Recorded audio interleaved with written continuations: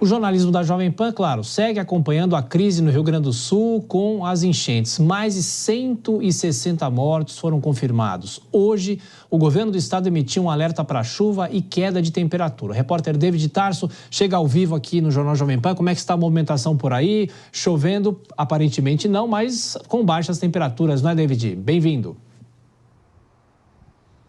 Exatamente, a baixa temperatura já chegou por aqui, né? Porque há um evento climático acontecendo e justamente provocou a queda dessas temperaturas. Muito boa noite, Uberrite, boa noite também a você que nos acompanha nas mais diferentes plataformas da Jovem Pan.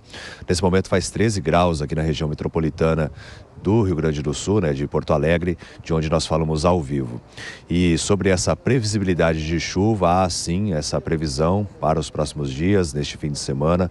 Em alguns locais pode chover até 200 milímetros, entre 100 e 200 milímetros, principalmente nas regiões central do estado, também sul, além da capital gaúcha, Porto Alegre e região metropolitana. Então, em todos esses locais pode chover forte e há esse ciclone se formando por aqui também, provocando a baixa das temperaturas nas mais diferentes regiões do Rio Grande do Sul. E ainda falando sobre chuva, a gente vê um sistema extremamente sobrecarregado nas mais diferentes cidades do estado. Em Porto Alegre, por exemplo, tanto ontem quanto hoje, agora a chuva deu uma trégua, mas ao longo de todo o dia choveu na região metropolitana, choveu em Porto Alegre e a gente vê que o sistema está sobrecarregado porque em poucas horas de chuva, até mesmo nas regiões mais altas de Porto Alegre, nós estávamos por lá ontem fazendo essa cobertura, a gente viu, né, as bocas de lobo simplesmente não aguentando a pressão e abrindo com a força da água. Então, realmente há essa situação. As casas de máquinas ainda continuam prejudicadas, elas estão sendo consertadas aos poucos, mas muitas eram antigas e ainda estão sem funcionar devido à cheia que atinge todo o estado desde o começo deste mês.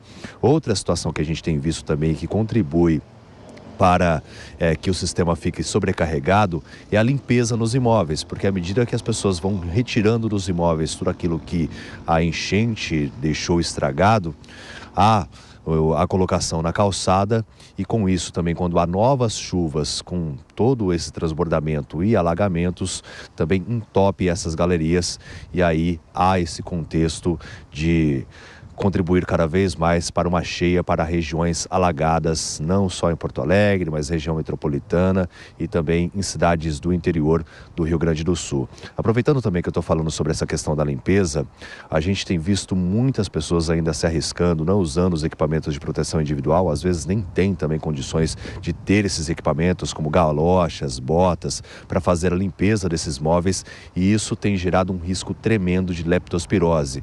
Até mesmo foram confirmadas mais 2 mortes nesta sexta-feira, um homem de Cachoeirinha que tinha 56 anos e outro em Porto Alegre de 50 anos. A gente também falou sobre as outras 2 mortes, uma no município de Travesseiro, um homem de 67 anos e também em Venâncio Aires, um rapaz de 33 anos que todos esses, né, perderam a vida por causa da doença. Já são 54 casos confirmados, mas o Laboratório Central do Rio Grande do Sul ele tem investigado, tem 800 casos sendo analisados por diferentes exames.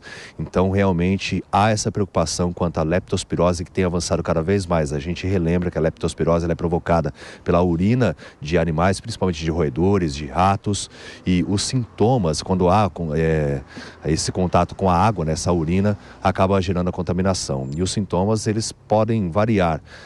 A depender da pessoa, claro, mas febre, são caracterizados por febre, também dores na região da panturrilha, além de amarelão na região dos olhos. Então, realmente tem causado bastante preocupação, Uberrite, essa questão da leptospirose. E nunca é demais lembrar também a situação da dengue, que já estava bem complicada, não só no estado, mas também em todo o Brasil, e com a chuva isso pode se agravar. Agora, David, ontem 3 passarelas flutuantes foram levadas pela água no Vale do Taquari. Hoje, a Engenharia do Exército já enviou novas estruturas para essa região. Agora, quando essas passarelas serão instaladas e como essas estruturas devem ajudar nas operações por aí?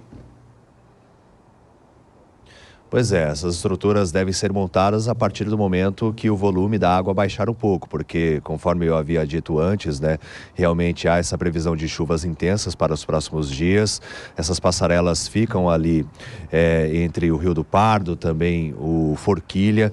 Elas foram instaladas nessas regiões para ajudar na questão de contribuição humanitária, até mesmo no salvamento de pessoas que estão em regiões mais afastadas, como Arroio do Meio, Lajeado, para atender a essa população. Só que essas passarelas, devido ao volume de água, realmente acabaram cedendo no Rio do Pardo. Até o Exército estava fazendo a desmontagem dela e acabou quebrando essa estrutura. Mas, segundo o Exército, não houve feridos registrados nesses episódios, viu, Berratti? A gente acompanha tudo de perto. Bom, sem dúvida. O nosso correspondente agora no sul do país traz as informações ao longo da programação, não é, David? E bom trabalho para você, na medida do possível, bom descanso também. E você vai voltar na programação da Jovem